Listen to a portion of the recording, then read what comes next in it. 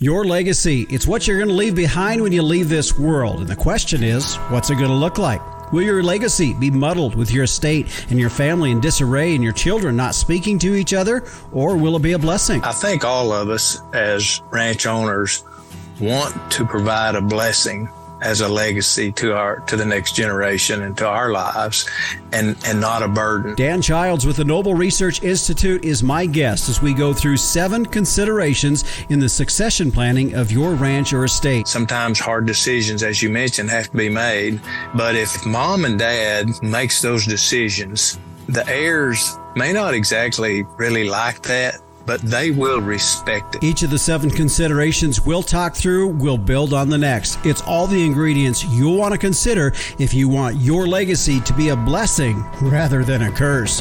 On this episode of the Working Ranch Radio Show.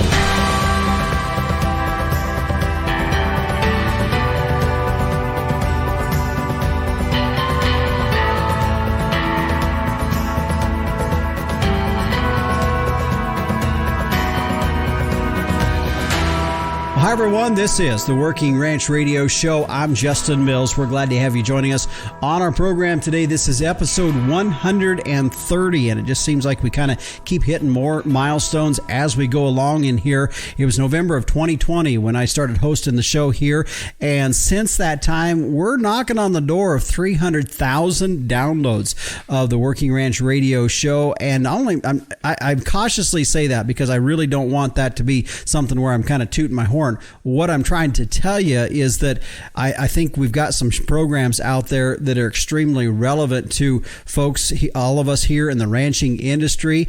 There are programs that I've done, a year or 2 years ago that are still relevant today. That's kind of the purpose of some of the shows that we do, that they do have some legs on them, that no matter when you listen to them, you're going to find some relevance in them. And as a rancher myself here in northeastern Wyoming, a lot of the subjects that we talk about here on the show are just that. Are things that I'm thinking about or that I'm working through here on our ranching operations that we have here. And I figure if it's something I'm dealing with, well, then more than likely other folks across the country are too. So we hope you enjoy that. By the way, it's also important, if you like what you hear or if you have questions or you don't like what you hear, let us know. You can send me an email at justin.workingranch@gmail.com and we'll get back to you. We want to hear from you and we appreciate the response out there as well. Today's show is like that. It's on a subject that really is a big issue for a lot of folks in the ranching industry, and that is succession planning. It's always a topic that creates a little bit of consternation within our family ranches in terms of how do we deal with those situations.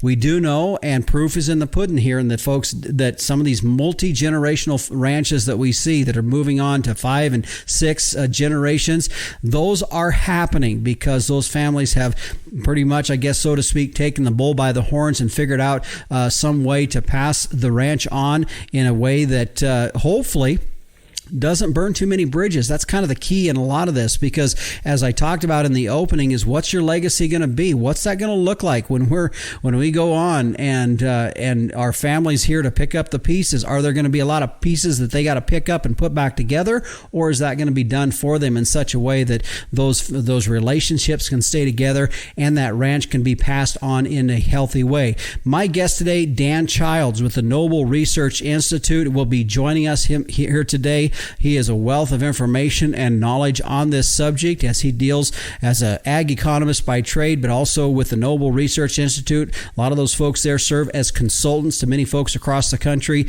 This is a subject that he has seen on many, many occasions, and so bringing us that experience, that knowledge that he has. We're going to be going through 7 different things to be considering when you're looking at ranch succession planning and how to go about that. And some of this is tough. If it was super easy, it probably wouldn't be our show that we'd have because everybody could be doing it. But nevertheless, this is a very tough subject to go through. And I think there's going to be some things you hear today that maybe you're the next generation looking at taking on the ranch or wanting to take on the ranch. There'll be some things in there for you. Maybe you're the one looking at, man, how do I do this? I've got multiple kids, and how do we handle this in such a way that we don't offend anybody or don't hurt anybody's feelings? But sometimes tough decisions got to be made. We're going to be talking about all of those kinds of things today on the 7 things to be considered when you're looking at ranch succession planning. Again, Dan Childs with the Noble Research Institute will be my guest here today. Also, as he does in each and every show, meteorologist Don Day will be stepping in towards the bottom of our show to give us a look at our long-term weather and what he is anticipating for weather across the country for the next week or so out. Now, if by chance you have to step away from the radio before we get to the full, you get to listen to the entire show, well, there's a simple solution to that. And if you're familiar with podcasts and any podcast provider out there, we're out there on that. WorkingRanchRadio.com is directly into our podcast site where you can go and you can download the show. You can listen to it on your leisure. Maybe like for a lot of folks, if you're in agriculture, sometimes you're in areas that doesn't have great cell reception or coverage or internet. So you can download the podcast and listen to it on your phone whenever you want to at your particular leisure. Well, let's check in with the Captain Tim O'Byrne, publisher and editor of Working Ranch Magazine. Last week, he was busy getting the next issue of Working Ranch Magazine ready to go and published and sent off. It'll be coming to your mailbox here shortly, but let's check in with the Captain Tim O'Byrne for this week's edition of Tim's 2 Cents. Hey, Justin. Hey, everybody out there in Working Ranch Radio Land. I see President Biden has created another national monument. This time it's 1 million acres in the Grand Canyon area. And the official announcement talks about the wildlife that live in the area and how important it is. And they mentioned bison. And I thought to myself, bison in the Grand Canyon? I'm not too sure that's accurate. I did a little bit of research, and here's what happened. The present-day Kabaib Plateau bison herd originated from the Charles Jesse Buffalo Jones founder herd brought to Arizona in 1906. Arizona Game and Fish Department managed the herd starting in 1929 at approximately 100 bison. Now, that suggests to me that the bison were brought in by an entrepreneur, and apparently they thrived. And I know bison, and they probably got out the first year and they just scattered. And so it got me thinking, why are you lumping this brought in, established bison herd that has only been there 120 some odd years, not even that, and now you're kind of lumping them in with the wildlife thing, and that does not seem right to me. It's just my 2 cents. I'm wondering if anybody's kind of thinking the same thing, because once you set that precedent, then it just goes on and on and on. Anyway, I'll let you folks think about that. Justin, I know you got a great show lined up for everybody, so hit it. All right, thanks, Captain. And yeah, I think the real concern that you're alluding to there is, what's the precedence that is being set now when we can take a herd of bison that was introduced into that area and now throw them in the lump of wildlife to be protected in this new national monument down in the Grand Canyon area. So a real concern, because where else then could they take that mindset and go to other places of the country and start to incorporate introduced species that were not natural to that area now as being protected. So I think there's just a lot of concerns with that, and I think you're dead on to bring that to our attention here today. Now, to kind of make maybe kind of lighten the mood just a little bit, so I guess if you're going to go to the Grand Canyon area, just remember, as Roger Miller says, you can't roller skate through a buffalo herd. So I guess on that note, let's do a quick thank you to our sponsors here today of the Working Ranch Radio Show. Vitalix, livestock is your livelihood. Tubs are our expertise. Vitalix, the True Blue Tub. Find out more at Vitalix.com. And Inherent Select from Zoetis, providing commercial cow-calf producers with genetic insights to make replacement female selections and breeding decisions. Find out more at InherentProgress.com. And the American Gelbvieh Association, a highly fertile, moderately framed cow that raises high-performing calves even in tough environments. Now that's doing more with less. The Gelbvieh cow's efficient use of resources make her the picture of sustainability in today's today's modern beef industry. Find out more at gelbvieh.org. And Tank Toad, your remote water monitoring system, all from the convenience of your phone, powered by solar, satellite, and cell. Keep an eye on your water supply with the daily text. Call Meadowlark Solutions today for tank monitors, well controllers, generators, and more. Find out more. Give them a call at 802-252-6135 or head to their website at tanktoad.com. It's what we use here on the X-Ring Ranch, and tell them you heard it here on the Working Ranch Radio Show. Well, stay with us. Coming up next, Dan Childs with the Noble Research Institute joins us as we go through the 7 things to consider when we're talking ranch succession and planning. We'll be back on the Working Ranch Radio Show after this. There are lots of nutrition tubs out there, but none can match the true blue commitment of Vitalix. Our tubs offer you the most concentrated nutrition at the lowest cost per day. That means more profit for your operation and improved performance for your cow herd. In fact, research shows Vitalix tubs increase feed efficiency by 20%, while boosting conception rates, herd health, and weaning weights. Learn more at Vitalix.com. Vitalix, the true blue tub. And welcome back to the Working Ranch Radio Show. I'm Justin Mills as we continue now and head into our featured interview for today. And when we get into this particular issue, this is no doubt a very, probably I would consider to be one of the bigger issues when it comes to ranching for family ranches. And that is, who's going to take over the ranch? What is the succession plan? Joining me here today is Dan Childs with the Noble Research Institute. He is an ag economist, but for a lot of folks there at the Noble Research Institute, serve as consultants to a lot of folks across the country when it comes to various different ranching issues. Today, Dan, we're glad to have you joining us here today on the Working Ranch Radio Show. Thank you, Justin. Appreciate the invitation. Looking forward to it. Well, this, as I said, as I started out this particular segment, we've said earlier in the show, this is a big issue for our ranching industry. And I know you deal with a lot of different ranchers across the country, but no doubt probably one of the biggest issues that comes across your desk, I'm guessing. It is, Justin. You know, the age of the average rancher in America continues to get older every year, and that's a good thing. But the baby boomer generation, which I'm a part of, is getting close to retirement and looking for someone else, hopefully a family member, coming on to take the operation over. And so there's going to be a lot of ranching operations transition to the next generation, whether it be family or non-family members. But a large portion, I'm going to say, in the next 10 to 15 years is going to change management during that time period. You know, and Dan, too, one of the things in this, and I even find it in my own self, I'm still a ways off from where we're going to be transitioning my operation to the next generation. But at the same time, also getting into a mindset of thinking, you know, we're going to be putting, and I need to be considering putting things into place, into practice that I may never see the benefits of. You know, in terms of it's not something that is going to affect me while I'm living. It's going to be something for the next generation. That in itself is kind of a real mindset to get through.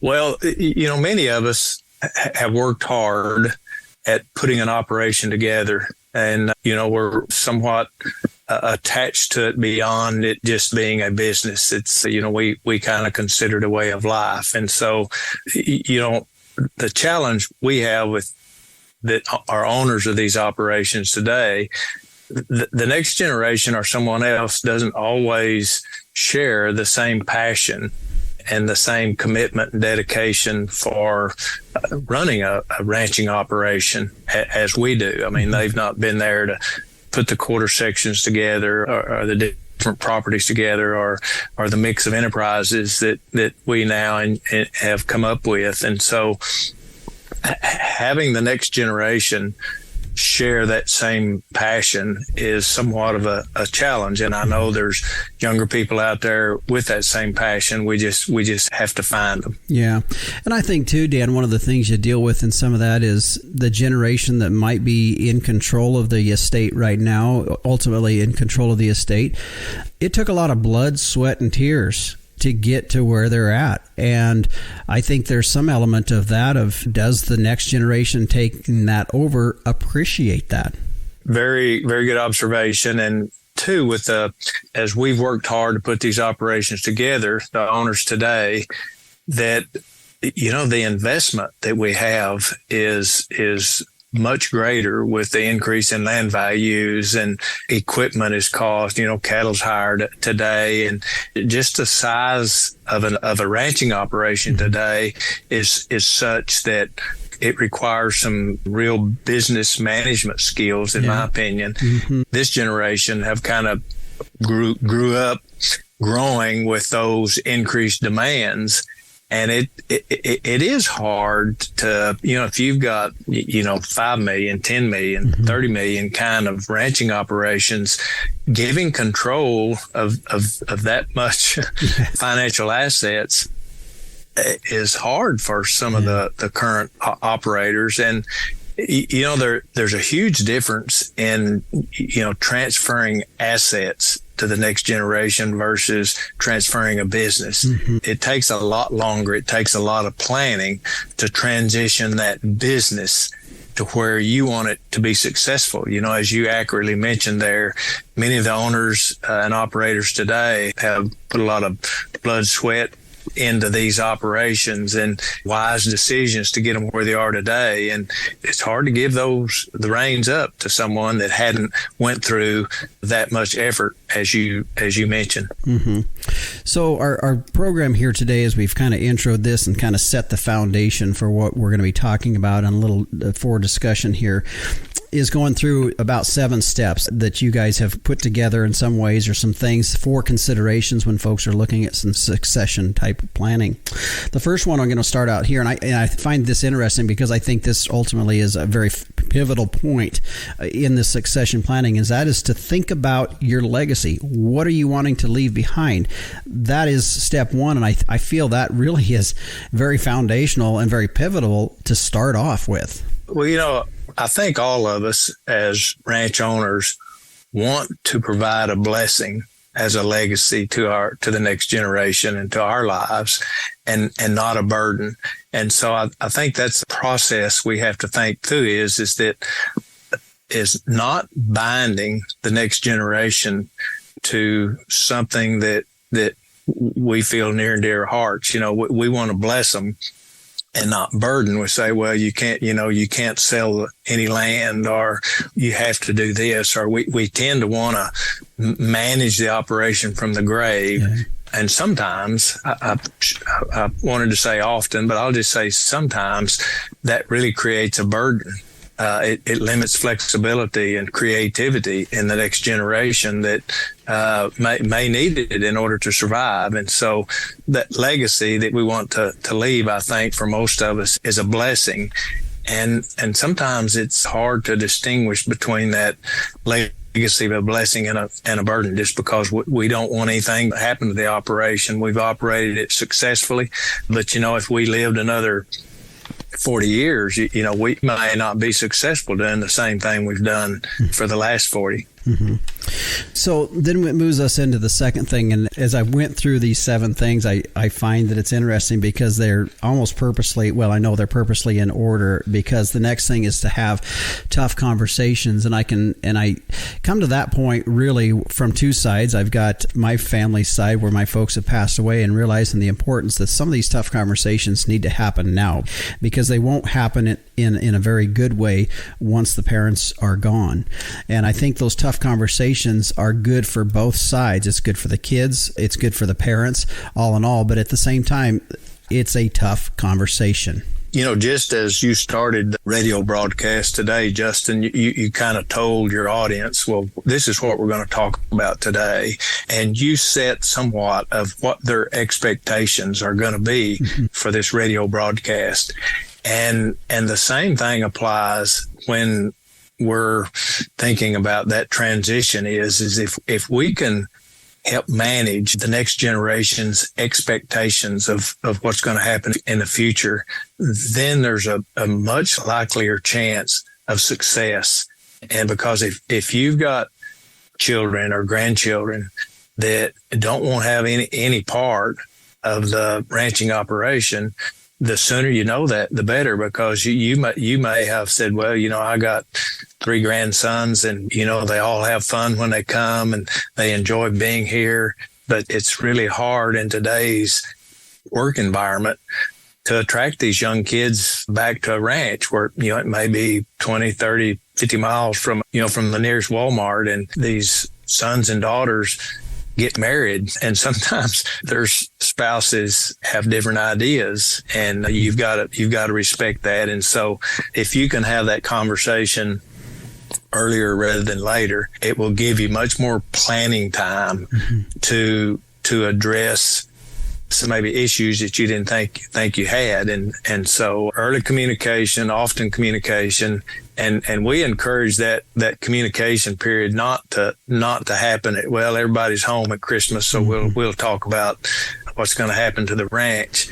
And usually that's not a good time to have those kind of conversations. It's best just to schedule one and invite some, your family either to the ranch. You can have it off site, but communication is so important in planning that transition of the ranch to the next generation. You bet. This conversation, our topic here today, I know is going to hit home for a lot of folks. Dan Childs with the Noble Research Institute is my guest here today. We are talking succession planning. We still have a lot to talk about. We're going through 7 things that they suggest folks to kind of go through when you're considering succession planning and how to go about in that process. We've covered a couple things. We're going to continue on when we return here on the Working Ranch Radio Show. A sustainable ranch is one that can do more with less. And for beef producers, it can start right at the herd level with a cow that's efficient with her resources and environment. And in today's modern industry, Gelbvieh females are the picture of sustainability. Gelbvieh and Balancer cattle are early maturing with maternal superiority through increased longevity, added fertility, and more pounds of calf wean per cow exposed. Adaptable, versatile, and sustainable. All factors that have a positive impact on your bottom line. Gelbvieh influenced females, the smart, reliable, and profitable maternal choice for achieving sustainability in today's modern beef industry. Be sustainable, breed Gelbvieh. Welcome back to the Working Ranch Radio Show. I'm Justin Mills. My guest today is Dan Childs with the Noble Research Institute. He is an ag economist there. Also, for a lot of those folks there, of course, they serve as consultants to ranchers all across the country. We are talking about considerations that you might be needing to think about on passing the ranching operation down to the next generation, some steps and things to be considering in that. And we've already covered a couple things, 2 very pivotal, very foundational things. For example, is what kind of legacy do you want to leave when you leave behind? And then also, we were just, as we finished up the last segment, having those tough conversations. That's something that needs to occur not only for the kids or the next generation, but also for the parents as well. Dan, as you were talking about that, before we get into the next step that we're going to be looking at, just a side note on that. And when we talk about having those tough conversations, I think part of that also is what are some realistic expectations that need to come out in those tough conversations. That in itself needs to be considered. I guess one of the things I think about is that if the default is to split the place up equally among the siblings, that may not always be the best from a management element for that operation. So there has to be some realistic conversations, realistic expectations in those tough conversations. That's a great point, Justin. And I always try to remind the ranchers I work with that are planning a transition of the ranch to realize that even though maybe a decision is made or in the communication process, that sometimes hard decisions, as you mentioned, have to be made. But if mom and dad makes those decisions, the heirs, kids, grandkids may not exactly really like that, but they will respect it. Yep. And so mom and dad, really has a responsibility when there's like undivided interest concerns or who gets this or who gets that, if there's not one heir that's going to really take on the whole operation. And so if mom and dad can just make those hard decisions while they're alive, the kids may not like it, but they will respect it. And too many times I've seen siblings try to make those decisions on their own and wind up really only speaking to each other through their attorneys for the rest of their lives. And that's such a sad situation. And it gets back to what we mentioned earlier about, I think all parents want to bless their heirs and not burden them. And so that's a result of those communication efforts, those having those hard decisions and trying to manage the expectations of the next generation or two. And so it's just paramount, I think, for a successful transition plan to include that communication piece early on if they can. So. Yep, very well said. And I think these tough conversations might have more of an impact on the legacy, the first thing we talked about, too, in some ways. So let's get to the next step here. We've still got about 5 more to go here. Identifying the successor is one of the steps. And again, this is a tough situation. This is tough sometimes, especially when you got multiple family members. But that's one of the steps that needs to happen. Exactly, Justin. And again, sometimes there is not a family member that agrees to be a successor. And as disappointing as that might be to mom and dad, again, if that family member that mom and dad had planned to be the successor does not want that, and they learn of that in a reading of a will, or when the trust documents gets opened as a surprise, then what chance of the business of ranching, what chance does that has to be successful when you've got a successor that does not want to be a successor? And sometimes having that conversation and identifying that successor exposes some information and some preferences of heirs that maybe mom and dad didn't realize existed.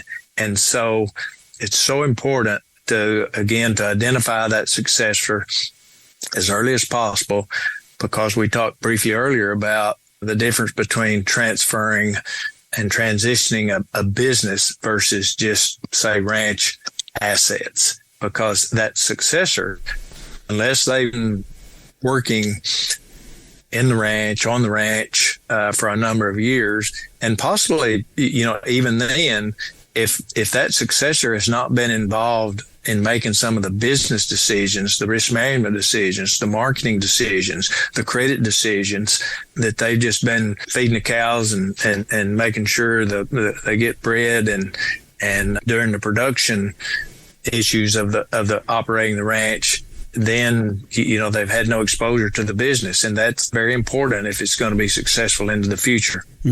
Well, and I know this is not the show we're going to get into it, but I do want to point folks to episode 115. It was a legal perspective on estate planning that I did with Dal Houston. He actually is also out of Oklahoma as well, an attorney out of Oklahoma.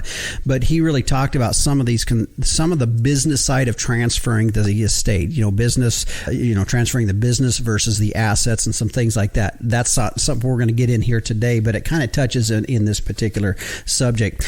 Dan, you talked a little bit about the business side of it. Well, then let's get into the business side, because we really need to be looking then at what are we passing on? Are we passing on a business, or are we passing on a hobby? Because that was a subject that I brought up at different times as ranchers, because I really push us as a ranching industry that we need to be profitable. We need to be doing things in a way that we see sustainability in a long-term standpoint with passing these ranches to the next generation. So when we look at that from a business side of things, we need to get into the books side of this and look at the profitability of the ranch. Great question and observation, Justin. 2 different situations come to mind quickly as you bring this subject up, as to where a couple of situations where the parents were very successful business people in a different industry.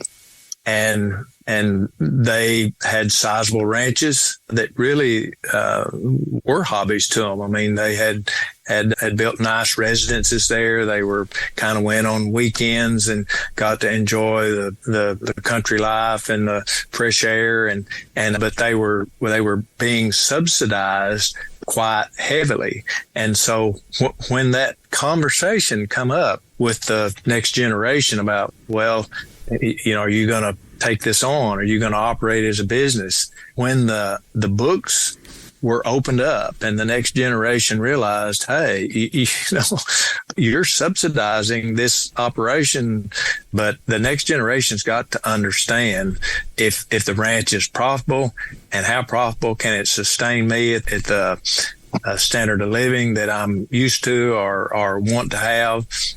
And so that information has got to be known by the succeeding operator. Mm-hmm. Yeah, for sure. And that's some of that stuff's a little tough, as a lot of these things are.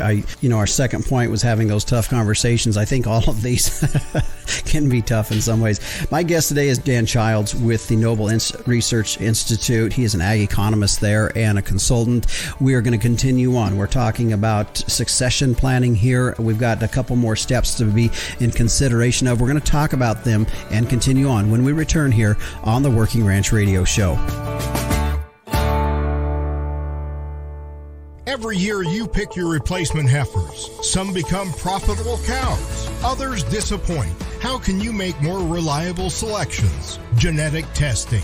Commercial cow-calf producers like you are using Inherit Select from Zoetis. You gain valuable predictions, including cow fertility, size and soundness, feed efficiency, growth and carcass merit, as well as easy-to-use economic indexes. This improves your selection, breeding, and marketing decisions. Request a call from inheritprogress.com and ask about free TSUs to get you started.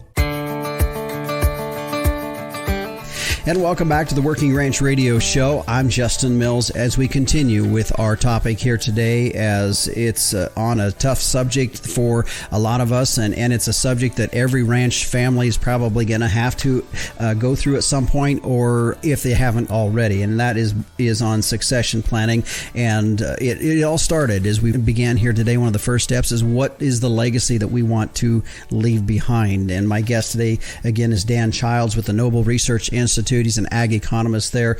And Dan, we've had some great discussions here. As we get into these next steps, one of the things is this next one is assemble a team. And I think that's one thing that really causes some hesitancy with folks, is because, oh my word, it's so expensive for, an attorney and then an accountant and then putting all that together. And I can come from my own family's background here. It can cost an awful lot of money.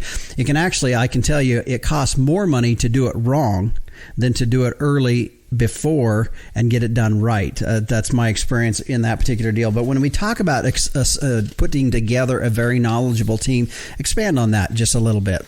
Well, I think that the challenge that many of us have as retiring ranch owners and operators is the fact that throughout our lifetime, we've kind of learned to be an electrician and a plumber and a mechanic and a veterinarian. And, Yeah. We wear many hats, Mm-hmm. and we kind of only hire things done when it becomes a necessity and we can't do it ourselves. But when it comes to planning your estate and planning to who's going to operate the farm next, those generally are skills and knowledge that many of us don't have. And so to your point about it's a lot cheaper to get it done right the first time than it is to try to fix it the second or third times. And so assembling a good attorney and a tax practitioner. And I'm gonna kind of emphasize one word here as we share that. And that word is, when I encourage people to hire an attorney or a tax practitioner, I encourage them to hire someone that's competent in agricultural issues, because all CPAs and all attorneys are not created equal. Some of them are very good experts and skilled in oil and gas, or Schedule C businesses, or international work, and they have their own expertise. And so agriculture is a unique animal. And so I would just encourage people to definitely assemble them a team. Maybe their ag lender, an attorney, a tax practitioner, but all of them, I would say, needs to be competent in agricultural issues because they are somewhat unique. And so sometimes it may be like some of us, we say in the country, like finding hen's teeth. It's rare, but definitely put together a team. And yeah, writing that check is hard to do. But you know, that's their profession. They keep up with it. And especially as we're entering the next few years, that, you know, the current tax law is going to change. Is going to expire at the end of 2025. And so, you know, maybe the best made plans today will not be the best made ones in 2026. That could all change. You know, we can't predict or outguess what Congress is going to do, but we do know that the current legislation as we know it today is going to expire. And so there's even a greater need to assemble that team, that competent team together to keep you abreast of and knowledgeable of the latest tax legislation and the tax issues. Well, and that leads us right into our next step here, and that's revisit your plans. And, you know, once this is set, it's not something you just tuck away in the deal. I mean, great, it's the biggest hurdle has been done, but at the same time, it does require every couple of 3 years or so pull that back out, make some changes or modifications that need to be done as well. So revisiting the plans is a good step as well.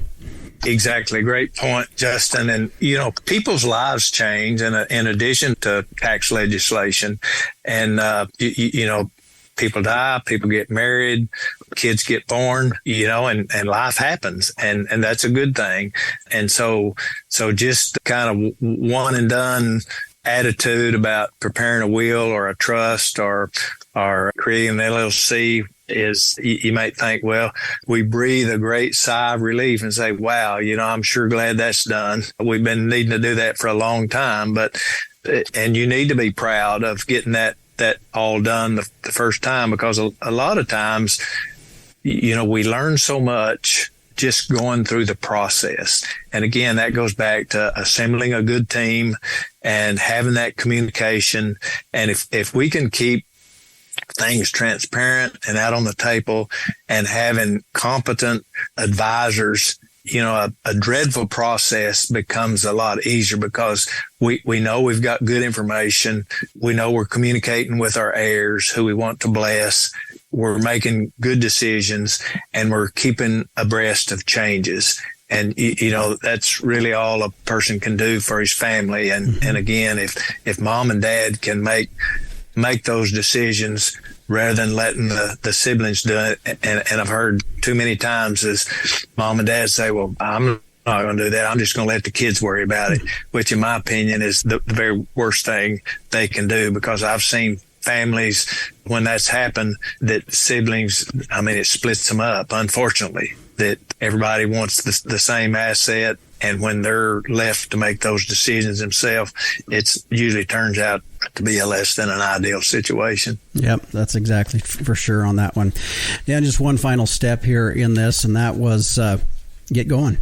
Get started on it. I mean, the worst thing we can do is listen here today and say, you know, what they said, I 100% agree with. That's a great idea. And then just kind of forget about it and don't ever move forward on it. But getting started on it is the last step and kind of critical to make sure this happens. You know, they say, I've always heard that 75% of getting anything done is just getting started on it. And so I would encourage people, the very first step, you know, is to inventory your ranch. Be realistic about it. Don't say, well, all that land just worth $1,000 or $500 or whatever, you know, write it down, know what the value is, add up all the equipment, livestock, your CDs, your investments, whatever they are, add them all up, come up with a number. And also in that process, when there's titles involved, whether it's vehicles, equipment, especially land, know how that's titled. Is it in joint tenancy with right of survivorship? Is it sole proprietor? Is it tenants in common? How are those assets owned? And you can make your time with your team of advisors much more productive, much more efficient if you do some homework beforehand. But yeah, so many times we go to seminars and conferences, we read books and we learn about trust and wills and the tax exemption levels and all these things. And then we go back home and we get busy baling hay and fixing fence and plowing and planting, and we don't engage. And so, you gotta make that first step. Yeah, for sure. Well, Dan, I think this has been good. We're about to shut things down here for this conversation here today, but I sure appreciate you coming on, because I think, as I've said, and I continue to say this is a very, very large issue to our industry, especially when we look, as you said, when we started our conversation here today, the average age of the American farmer rancher out there is setting up in such a way that we are going to see transitions that are happening and need to be happening at some point in time. So it is a very, very big issue. And for me, it's a big issue for two reasons. One is because I have going through this. And the second thing is because I want to see these family ranches continue. I mean, you can take the word sustainability and you can put it in every element of our ranch, whether you want to talk about soil, whether you want to talk about your livestock, or whether you want to talk about your practices of it. But I also think about it in terms of sustainability for the long term of our industry as a whole, getting it to the next generation. So I think it's extremely important. And as you head out here today, just some final comments from you on this subject. I would say that we like to see families transition to the next generation. I do. And we sometimes look at ranches that century-old ranches, or they're in their fourth generation. I'm a fifth generation rancher. And those doesn't happen by accident. It takes planning. It takes dedication. It takes sacrifice. It takes mom and dad talking about some things that they just normally don't talk about. And that's difficult for them. You can't just ice it over and say, well, go do this, because it's hard for them. It's not something we do each and every day, to have these kind of conversations with the younger generation. And so if you want your ranching business, and I emphasize business on that, to continue on, you can't say, well, I'm just going to give the ranch to son Joe or grandson Tom, and it happened. You've got to train them, to help them to be successful. And with your mentoring, and it takes a production and marketing cycle or two in order to get them up to speed for them to have the best chance of success. So the more planning, the more time we have to mentor that next generation to help them be successful that we want them to be, the earlier start, the better. Mm-hmm. You bet. Well, Dan, I appreciate you taking the time to join us here on the Working Ranch Radio Show, a topic that, as I've said, is very, very important to our industry. And I appreciate your knowledge in this, your experience in this, and your words here today to kind of guide us through some of these steps. It's been a pleasure for me, Justin. And again, thanks for the invitation. And I hope as a result of this, there's at least one person, and I hope more, that goes out there and starts to work in their transition plan. Yeah. Well, and one thing I want to point out too is, before we get too far here, if folks have questions about this, I know you guys have a lot of experience in this. How do they get a hold of you guys? Our website is noble.org, www.noble.org. So you can visit there. Our contact information, you can call in there, and we'd be happy to engage and help you achieve your succession planning goals. You bet. Well, Dan, thanks for joining us here today on the Working Ranch Radio Show. Yes, sir. Appreciate the invitation, Justin. And again, my guest today, Dan Childs with the Noble Research Institute, joining us here today, giving us a lot to think about, working through those 7 steps, each one building on the next. And as he said there at the very end, it's get started on it. It's never too late to get started on this. And as I had brought up earlier in our conversation, from my own experience, I can tell you right now that once mom and dad are gone, it is a whole lot harder to do this kind of stuff. And it's a lot easier if mom and dad can be a part of this and be willing to rely. What I feel is going to be very important in the legacy they leave is how they make this transition happen in such a way that the ranch can be sustainable in the long run, and more than importantly probably is that the relationships with family members are sustainable as well. Stay with us. Meteorologist Don Day joins us next as we take a look at our long-term weather. We'll be back on the Working Ranch Radio Show after this. Do you have a young child, grandchild, niece, or nephew that loves the weather and wants to learn more? Day Weather has produced a children's weather journal full of weather facts, fun weather experiments, coloring pages, and pages to record weather observations for every season of the year. The weather journal is for ages 3 to 7 and designed to be fun and educational. The interactive weather projects are fun for the whole family to take part in. For only $10, the Day Weather Journal is a great gift idea for any occasion. Click on our Amazon link to order at dayweather.com. And welcome back to the Working Ranch Radio Show. Justin Mills here with you as we continue now with taking a look at our long-term weather. Joining us is meteorologist Don Day with a look at our weather. And, you know, Don, just our particular country, and I know we try to cover the whole area when we talk long-term weather here on the show, but we've been abnormally cool here, and I'm not complaining by any means. But one of the things we're seeing, and you say that as we look into the rest of August, we could continue to see this trend, is some of the Pacific fronts that's pushing those lows down into the U.S. is going to continue to maybe make our northern part of the U.S. a little cooler, southern part warmer. Yeah, what we're seeing is a pattern that we tend to see in late August, where we start to see the jet stream up in those higher latitudes of Canada and across the North Pacific get a little more active, a little more busy, and there's good reason for that. By late August, you start to have much shorter days and longer nights up there, and you start to cool things off. And that tends to start to produce more fronts and a more active jet stream. But it seems to be off to about a 2 to 3 week start a little bit earlier.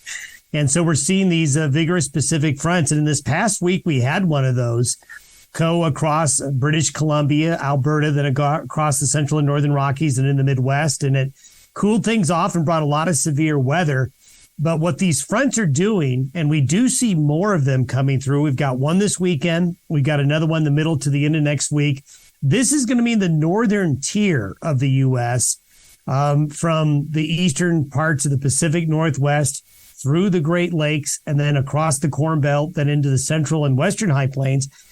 Temperatures are going to cool down with these fronts. There'll be warm-ups between them.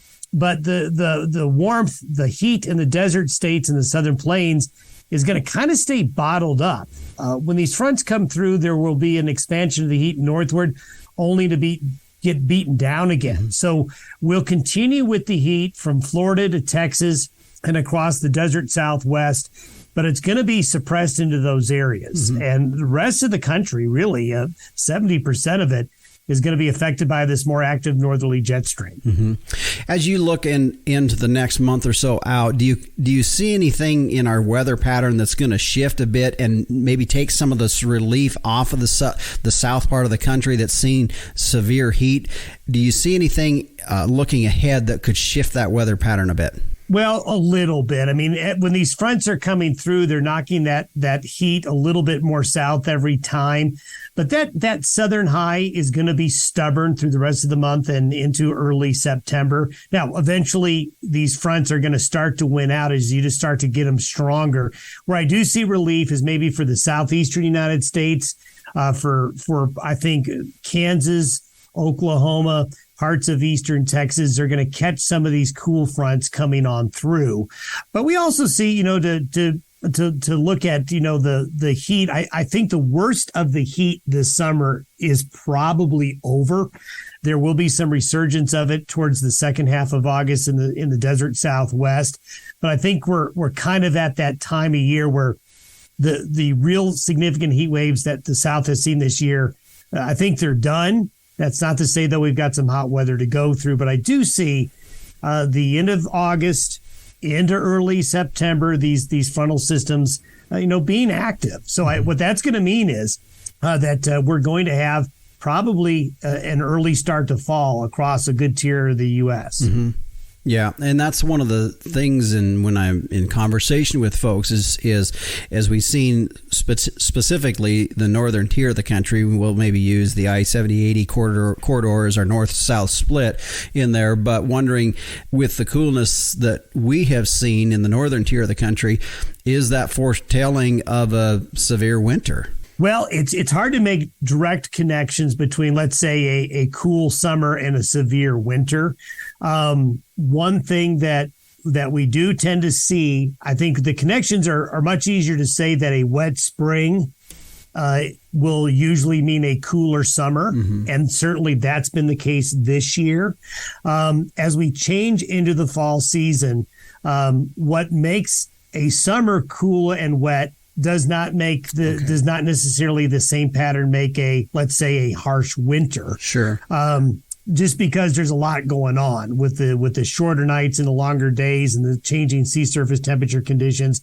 There's a lot of moving parts. However, with that being said, we're getting some pretty significant indications, some signals, strong signals, let's just say, that do point to a colder winter across a large part of the United States, and one that is likely going to be snowier as well. If we rewind to last winter was really centered in terms of the harshest winter conditions in the West and the far Southwest. A lot of the middle part of the country and the East Coast really did not have a severe winter at all. This winter, I think, is going to be more spread out. I guess the winter love will be dispersed for more folks.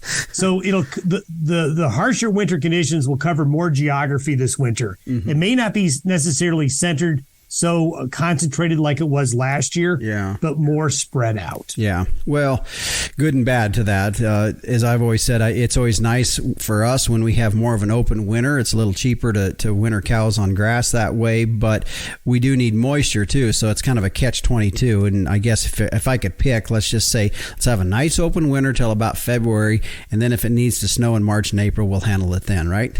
Well, you should have told me that a week ago, then I would have got your order in time. Okay. That's how that works. That's how that works. I didn't even think about that. All right. Well, I'll take one to go, and we'll see what we can do. There you go. All right. Well, thanks for joining us with a look at our weather. Thank you. You bet. And again, that is meteorologist Don Day with a look at our long-term weather. If you want to tune in each and every morning to take a listen to his video podcast, complete with pictures and everything, it gives you a pretty good idea of what the weather outlook is for across the country. You can go to his website at dayweather.com. It's also where you can go if you're looking maybe for some weather stations or other weather paraphernalia things that he's got on there. You can go to his website as well and take a look at what he's got there. Well, stay with us. Coming up next, I'm going to give you an idea of what's in store for next week's edition of the Working Ranch Radio Show. Speaking of weather, hint, hint. Stay tuned. I'll tell you what's coming up on next week's show and others we're working on when we return here on the Working Ranch Radio Show. A sustainable ranch is one that can do more with less. And for beef producers, it can start right at the herd level with a cow that's efficient with her resources and environment. And in today's modern industry, Gelbvieh females are the picture of sustainability. Gelbvieh and Balancer cattle are early maturing with maternal superiority through increased longevity, added fertility, and more pounds of calf wean per cow exposed. Adaptable, versatile, and sustainable. All factors that have a positive impact on your bottom line. Gelbvieh influenced females, the smart, reliable, and profitable maternal choice for achieving sustainability in today's modern beef industry. Be sustainable, breed Gelbvieh. Well, coming up on next week's edition of the Working Ranch Radio Show, if you clued in on the hint that I left you in the last segment, you probably are thinking Don Day. Meteorologist Don Day will be our guest next week with his new updated long-term weather outlook for the fall and winter for North America. And he'll also be telling us about a YouTube video that he'll have out in conjunction with that. So be sure to tune in next week. Also, later on in shows that we're working on, Oklahoma State University will be talking with those folks on their research project on virtual fencing, and the King Ranch Institute will be in here as we're going to be talking with them about what are the skills that ranch managers need to possess in today's modern industry. So all those coming up here on future shows. Well, the Working Ranch Radio Show is a production of Working Ranch Magazine, branded #1 by America's Ranchers. You can get your subscription started today by going to workingranchmag.com. Join us next week. I'm your host, Justin Mills, and until next time, keep your chin down and your mind in the middle. So long.